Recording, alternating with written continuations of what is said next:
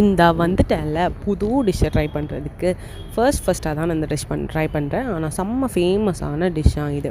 இந்த சிறுபருப்பு இருக்குல்ல, சிறுபருப்பை நல்லா வறுத்து அதை அவிச்சோன்னா அது ஸ்டிக்கி ஆகாது. இது ஒரு டிப் சரியா. அதுக்கப்புறமா மண்டை வெல்லத்தை எடுத்து நல்லா காய்ச்சி பாகு ரெடி பண்ணிக்க வேண்டியதான். ரொம்ப திக்காலாம் இல்லை, தண்ணியாக இருந்தால் ஓகே. அதுக்கப்புறமா தேங்காய் பூ எடுத்து வச்சுக்கணும். அதுக்கப்புறம் கொஞ்சம் கீ விட்டு கேஷ்யூ கிஸ்மஸ்லாம் போட்டு நல்லா வறுத்து எடுத்துட்டு, அதுக்கப்புறமா அதே நெய்யில் கொஞ்சம் ரவையும் போட்டு நல்லா வறுத்து எடுத்துட்டு தேங்காய் திருவினத்தை தூக்கி போட்டுற வேண்டிதான். போட்டோன்னு ஒரு சூப்பர் ஸ்மெல் வரும். வர்ற வரைக்கும் நல்லா வறுத்துக்கோங்க. அதுக்கப்புறமா 2-3 ஏலக்காய், அப்புறம் ஒரு பிஞ்சு உப்பு, அதுக்கப்புறம் நம்ம அவிச்சு வச்சுருந்த சிறுபருப்பு எல்லாத்தையும் போட்டுட்டு தென் சக்கரை பாகு அதை போட்டு நல்லா சுண்ட வத்தட்டும். அந்த டைமில் கொஞ்சம் கொஞ்சமாக கீ ஊற்றி அல்வா பதம் வர்ற மாதிரி நல்லா கிண்டி எடுத்துக்கணும்.